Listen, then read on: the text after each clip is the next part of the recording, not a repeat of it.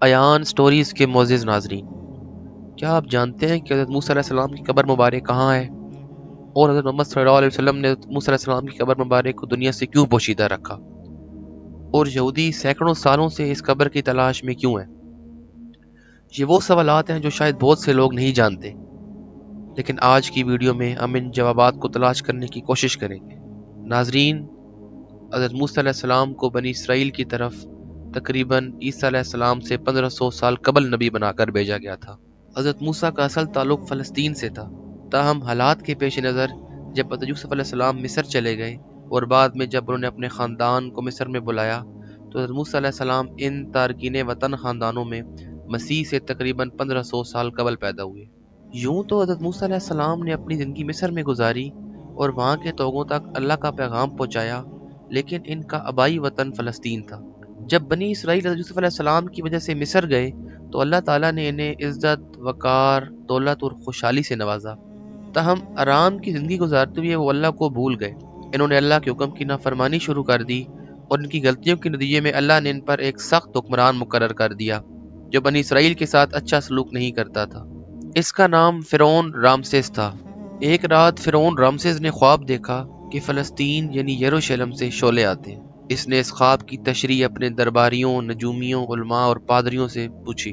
انہوں نے اسے بتایا کہ اس کے دور حکومت میں ایک بچہ پیدا ہوگا جو کہ اس کی حکومت کا تختہ الٹ دے گا۔ اس تعبیر کی وجہ سے فرعون نے حکم جاری کیا کہ بنی اسرائیل کے ہاں جو بھی لڑکا پیدا ہو اسے قتل کر دیا جائے۔ بنی اسرائیل کی ہزاروں حاملہ عورتوں کا حمل ختم کر دیا گیا اور نوزائیدہ اسرائیلی لڑکوں کو قتل کرنے کا حکم دیا گیا، لیکن بعد میں اپنے بزرگوں کے مشورے پر فرعون نے اپنے فرمان میں رد و بدل کر کے نیا حکم جاری کیا کہ اسرائیلی لڑکوں کو 1 سال قتل کر دیا جائے اور اگلے سال کو چھوڑ دیا جائے۔ جس سال بچوں کو چھوڑے جانا تھا اس سال حضرت ہارون علیہ السلام پیدا ہوئے، اور جس سال ان کا قتل ہونا تھا اس سال حضرت موسیٰ علیہ السلام کی پیدائش ہوئی، لیکن اللہ تعالیٰ نے انہیں اپنی حکمت سے بچا لیا۔ حضرت موسیٰ نے فرعون کو اللہ پر ایمان لانے کی دعوت دی، لیکن فرعون نے اس دعوت کو ٹھکرا دیا۔ فرعون نے حضرت موسیٰ علیہ السلام سے پوچھا، انبیاء کرام معجزات کے لیے مشہور ہیں، کیا آپ کے پاس بھی کوئی ہے؟ وہ اس وقت طنز کر رہا تھا۔ حضرت موسیٰ نے اپنا ہاتھ اپنی چادر میں ڈالا، جب آپ نے اسے باہر نکالا تو وہ سورج سے زیادہ چمک رہا تھا۔ فرعون نے حیران ہو کر کہا، کیا یہ جادو ہے؟ ٹھیک ہے، چلو ایک دن مقرر کرتے ہیں، میں اپنے جادوگروں کو لاؤں گا اور تم اپنا جادو ساتھ لانا، اور ہم دیکھیں گے کہ کون غالب ہے۔ ناظرین، مقررہ دن پر فرعون کے نامور جادوگر حضرت موسیٰ علیہ السلام کے ساتھ جمع ہوئے۔ فرعون کے جادوگر اپنی رسیاں لے کر آئے تھے اور فرعون کے حکم پر انہیں زمین پر پھینک دیا اور رسیاں سانپ بن گئی۔ یہ دیکھ کر حضرت موسیٰ علیہ السلام پریشان ہوئے، لیکن فوراً ان پر وحی نازل ہوئی اور انہیں ہدایت کی گئی کہ اپنا عصا زمین پر پھینکے۔ جب حضرت موسیٰ نے اپنا عصا زمین پر رکھا وہ ایک بڑے اژدھے میں تبدیل ہو گیا اور جادوگروں کی تمام تیار کردہ سانپوں کو نکل گیا۔ جادوگروں کو معلوم ہوا کہ حضرت موسیٰ علیہ السلام صرف جادوگر نہیں ہیں بلکہ حقیقتاً اللہ کے سچے نبی ہیں، اور یہ عام جادو نہیں ہو سکتا۔ وہ فوراً ایمان لے آئے۔ فرعون نے کہا کہ تم نے میری اجازت کے بغیر اسے نبی مان لیا، چنانچہ اس نے انہیں قتل کرنے کا حکم دیا۔ حضرت موسیٰ نے فرعون اور اس کے درباریوں کو اللہ کی وحدانیت اور یقین رکھنے کی دعوت دی کہ وہ صرف ایک اللہ کی عبادت کریں، لیکن فرعون نے حضرت موسیٰ علیہ السلام کی بات نہیں مانی، اور جب وہ ناقابل برداشت ہو گیا تو حضرت موسیٰ نے مطالبہ کیا کہ بنی اسرائیل کو آزاد کر دیا جائے۔ فرعون نے یہ مطالبہ ماننے سے انکار کر دیا۔ اس کے نتیجے میں اللہ تعالیٰ نے فرعون اور اس کی قوم پر طرح طرح کی سزائیں بھیجی۔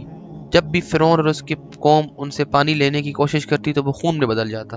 بالآخر اس صورتحال سے پریشان ہو کر فرعون نے بنی اسرائیل کو آزاد کرنے کے لیے حضرت موسیٰ کے مطالبے پر رضامندی ظاہر کی، لیکن اس نے اپنا وعدہ توڑ دیا۔ نتیجہ یہ نکلا کہ ان پر دوبارہ خدا کا عذاب آ گیا۔ فرعون اور اس کے پیروکار دریائے نیل میں ڈوب گئے۔ فرعون کے دریائے نیل میں غرق ہونے کے بعد حضرت موسیٰ علیہ السلام بنی اسرائیل کو لے کر مصر سے نکلے تو وہاں پر ان کو موت کا فرشتہ آ لیا۔ حضرت اسرائیل علیہ السلام نے حضرت موسیٰ علیہ السلام سے کہا کہ میں آپ کی روح قبض کرنے آیا ہوں۔ حضرت موسیٰ نے ان کے ساتھ جانے سے انکار کیا۔ حضرت اسرائیل پھر بارگاہ الہی میں تشریف لے گئے اور صورتحال بیان کرتے ہوئے فرمایا کہ اے اللہ، تیرا بندہ ابھی موت کے لیے تیار نہیں ہے۔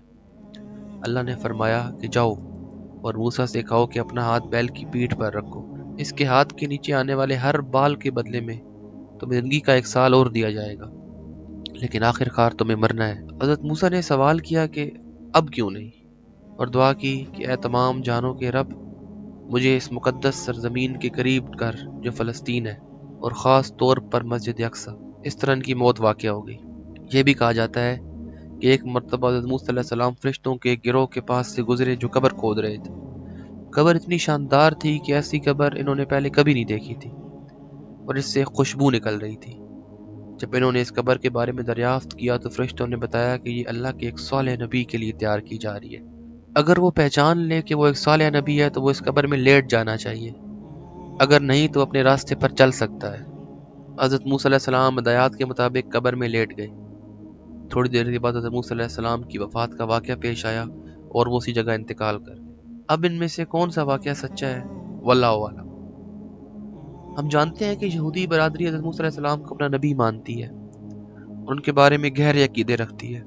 کئی سالوں سے وہ حضرت موسیٰ علیہ السلام کی قبر کی تلاش میں ہے۔ حضرت موسیٰ علیہ السلام کی تدفین کے بارے میں لوگوں کے پاس مختلف کہانیاں ہیں، لیکن ہمارے پاس سب سے اہم اور قابل اعتماد معلومات حضرت محمد صلی اللہ علیہ وسلم کی ہیں۔ نبی کریم صلی اللہ علیہ وسلم نے فرمایا کہ معراج کی رات میں موسیٰ علیہ السلام کی قبر کے پاس سے گزرا تو انہیں اپنی قبر میں نماز پڑھتے ہوئے پایا۔ اس کہانی سے معلوم ہوتا ہے کہ حضرت موسیٰ علیہ السلام کی قبر اردن میں ہے۔ آسان الفاظ میں نبی کریم صلی اللہ علیہ وسلم نے فرمایا کہ اگر مجھے موقع ملتا تو وہ ایک سرخ ریت کی پہاڑی کے پاس اشارہ کر کے صحابہ کو حضرت موسیٰ کی قبر دکھا دیتے۔ تجزیہ کاروں کے مطابق یہ سب سے زیادہ قابل اعتماد بات ہے، کیونکہ وادی طا کے قریب اریہ نامی علاقہ ہے اور اس کے قریب وہ پہاڑی موجود۔ اللہ تعالیٰ نے حضرت موسیٰ علیہ السلام کی قبر کو اسی سرخ پہاڑی کے ارد گرد کہیں پر پوشیدہ رکھا ہوا ہے، کیونکہ اللہ ان چیزوں کو جانتا ہے جو ہم نہیں جانتے۔ حضرت محمد صلی اللہ علیہ وسلم نے فرمایا کہ اللہ تعالیٰ نے حضرت موسیٰ علیہ السلام کی قبر مبارک کو یہودیوں سے پوشیدہ رکھا، کیونکہ اگر یہ ظاہر ہو جاتی تو وہ اسے حضرت موسیٰ کو خدا ہونے کا دعویٰ کرنے کا موقع سمجھتے۔ تاہم یہودی حضرت موسیٰ کی وفات سے لے کر آج تک ان کی قبر کی تلاش میں ہیں۔ انہوں نے یہ سوچ کر بہت سی جگہیں کھودی کہ شاید اس کے قریب قبر موجود ہو۔ انہوں نے حضرت موسیٰ کی مدفون کی جگہ تلاش کرنے کی بہت کوشش کی، یہاں تک کہ مسجد اقصی کے ارد گرد کھدائی کی، لیکن وہ اسے تلاش نہیں کر سکے۔ صرف باقی بچا ہوا حصہ مسجد کا بائیں جانب جس کی کھدائی نہیں ہوئی وہ ابھی تک رہتا ہے۔ آپ حیران ہوں گے اگر انہوں نے دوسری طرف کھود لیا تو انہوں نے وہاں کھدائی کیوں نہیں کی۔ ماہرین کا خیال ہے کہ مسجد اقصی کے اس علاقے میں کھدائی سے پورا ڈھانچہ گر سکتا ہے، لیکن وہ مسلسل مسجد اقصی کی طرف بڑھ رہے ہیں، اور ایسا کرتے ہوئے وہ بے گناہ فلسطینیوں کے ساتھ انتہائی ناانصافی کر رہے ہیں اور انہیں بہت زیادہ تکلیفیں اٹھانی پڑ رہی ہیں۔ معزز ناظرین، یہودی چاہے جتنی بھی کوشش کر لیں وہ حضرت موسیٰ علیہ السلام کی قبر تک نہیں پہنچ سکتے، اور اللہ ہی جانتا ہے کہ ان کی قبر کو دنیا کی نظروں سے کب تک پوشیدہ رکھنا ہے۔